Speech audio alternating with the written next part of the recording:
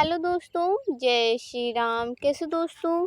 आपका मेरे चैनल सविता जी की स्टडी में हार्दिक हार्दिक स्वागत दोस्तों। तो दोस्तों, आज मैं लेकर आई हूँ मानव विज्ञान से रिलेटिव क्वेश्चन आंसर, जो कि बहुत इम्पोर्टेंट है दोस्तों। ये क्वेश्चन आंसर दोस्तों सभी एग्ज़ाम में पूछे जाते हैं, जैसे कि IPS, UPSC, आर्मी, पुलिस, पटवारी इत्यादि फील्डों में दोस्तों ये क्वेश्चन आंसर पूछे जाते हैं। अगर दोस्तों आप लोगों को मेरे वीडियोस अच्छे लगते हो तो मेरे इस वीडियो को लाइक और चैनल को सब्सक्राइब ज़रूर कर लेना, ताकि दोस्तों आप लोग तब मेरी वीडियो सबसे पहले आ सके और आप लोग आगे पढ़ाई जारी रख सकें। चलिए दोस्तों, अब हम इस वीडियो की शुरुआत करते हैं। आपका पहला प्रश्न आपसे पूछा जा रहा है दोस्तों, तेज प्रकाश में पुतली का आकार कैसा हो जाता है? आपका पहला प्रश्न आपसे पूछा जा रहा है दोस्तों निम्नलिखित ऑप्शन पर। तेज प्रकाश में पुतली का आकार कैसा हो जाता है? कैसा हो जाता है दोस्तों? छोटा। तेज प्रकाश में पुतली का आकार छोटा हो जाता है। आपका पहले प्रश्न का राइट आंसर दोस्तों ऑप्शन बी। चलिए दोस्तों, अब हम चलते हैं नेक्स्ट क्वेश्चन की ओर। आपका अगला प्रश्न आपसे पूछा जा रहा है दोस्तों, आपका अगला प्रश्न आपसे पूछा जा रहा है दोस्तों, दूरदृष्टि दोष वाली आँखें साफ साफ देख सकती हैं। आपका दूसरा प्रश्न आपसे पूछा जा रहा है दोस्तों निम्नलिखित ऑप्शन पर। दूरदृष्टि दोष वाली आँखें साफ साफ देख सकती हैं। दूर की वस्तुओं को। दूरदृष्टि दोष वाली आँखें दूर की वस्तुओं को साफ साफ देख सकती हैं। आपका दूसरे प्रश्न का राइट आंसर दोस्तों ऑप्शन सी। चलिए दोस्तों, अब हम चलते हैं नेक्स्ट क्वेश्चन की ओर। आपका नेक्स्ट क्वेश्चन आपसे पूछा जा रहा है दोस्तों,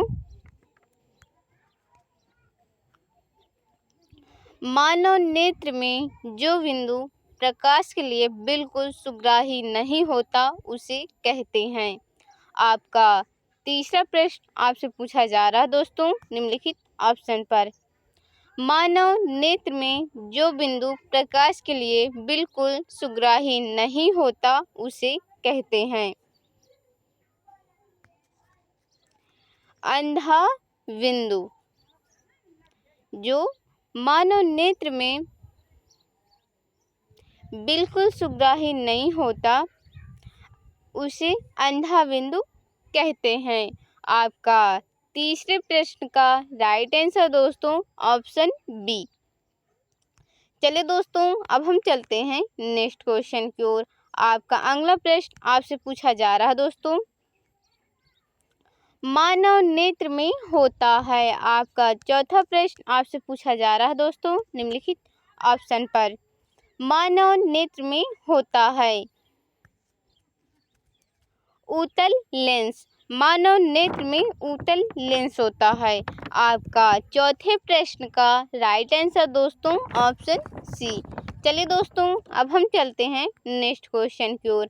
आपका अगला प्रश्न आपसे पूछा जा रहा है दोस्तों, उदय और अस्त होते समय सूर्य दिखाई देता है। आपका पांचवा प्रश्न आपसे पूछा जा रहा है दोस्तों निम्नलिखित ऑप्शन पर। उदय और अस्त होते समय सूर्य दिखाई देता है लाल रंग का। सूर्य उदय और अस्त के समय सूर्य लाल रंग का दिखाई देता है। आपका पांचवें प्रश्न का राइट आंसर दोस्तों ऑप्शन ए। चलिए दोस्तों, अब हम चलते हैं नेक्स्ट क्वेश्चन की ओर। आपका अगला प्रश्न आपसे पूछा जा रहा है दोस्तों, वास्तविक सूर्यास्त और आभासी सूर्यास्त के बीच लगभग कितने समय का अंतर होता है? आपका छठवां प्रश्न आपसे पूछा जा रहा है दोस्तों निम्नलिखित ऑप्शन पर। वास्तविक सूर्यास्त और आभासी सूर्यास्त के बीच लगभग कितने समय का अंतर होता है?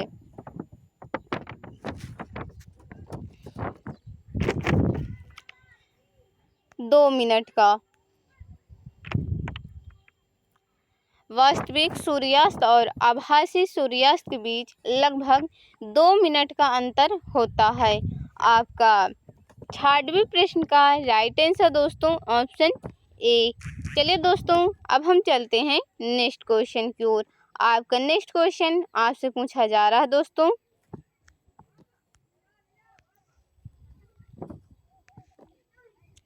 इंद्रधनुष किस प्रकार का स्पेक्ट्रम है। आपका 7वां प्रश्न आपसे पूछा जा रहा है दोस्तों निम्नलिखित ऑप्शन पर। इंद्रधनुष किस प्रकार का स्पेक्ट्रम है।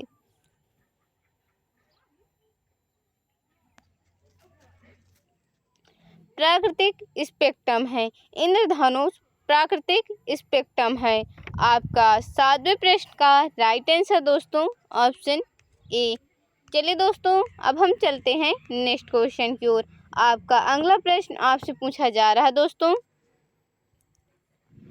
अत्यधिक ऊंचाई पर आकाश में वायुयान से सफर करने पर आकाश का रंग कैसा दिखता है। आपका 8वां प्रश्न आपसे पूछा जा रहा है दोस्तों निम्नलिखित ऑप्शन पर।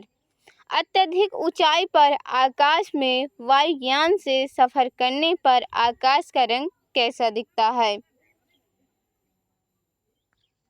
काला। आकाश में वायुयान से सफर करने पर आकाश का रंग काला दिखता है। आपका 8वें प्रश्न का राइट आंसर दोस्तों ऑप्शन बी। चलिए दोस्तों अब हम चलते हैं नेक्स्ट क्वेश्चन की ओर। आपका अगला प्रश्न आपसे पूछा जा रहा है दोस्तों, किसी वस्तु का प्रतिबिंब आँख के जिस भाग पर पड़ता है वह है। आपका 9वां प्रश्न आपसे पूछा जा रहा है दोस्तों निम्नलिखित ऑप्शन पर। किसी वस्तु का प्रतिबिंब आँख के जिस भाग पर पड़ता है वह है रेटिना। किसी वस्तु का प्रतिबिंब आँख के रेटिने भाग पर पड़ता है। आपका 9वां प्रश्न का राइट आंसर दोस्तों ऑप्शन बी। चलिए दोस्तों अब हम चलते हैं नेक्स्ट क्वेश्चन की ओर। आपका अगला प्रश्न आपसे पूछा जा रहा है दोस्तों, चुंबकीय क्षेत्र का मात्रक होता है। आपका 10वां व आखिरी क्वेश्चन आपसे पूछा जा रहा है दोस्तों निम्नलिखित ऑप्शन पर। चुंबकीय क्षेत्र का मात्रक होता है टेस्ला। चुंबकीय क्षेत्र का मात्रक टेस्ला होता है। आपका 10वें व आखिरी क्वेश्चन का राइट आंसर दोस्तों ऑप्शन डी। आशा करती हूँ दोस्तों आप लोगों को सभी क्वेश्चनों के राइट आंसर पता चल ही गए होंगे। अगर दोस्तों आप लोगों को मेरी वीडियो अच्छी लगी हो तो मेरे इस वीडियो को लाइक और चैनल को सब्सक्राइब ज़रूर कर लेना। और दोस्तों अगर मुझसे इस वीडियो में कोई भी गलती हुई हो तो मुझे क्षमा कर देना।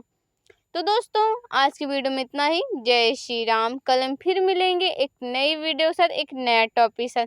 जय श्री राम दोस्तों।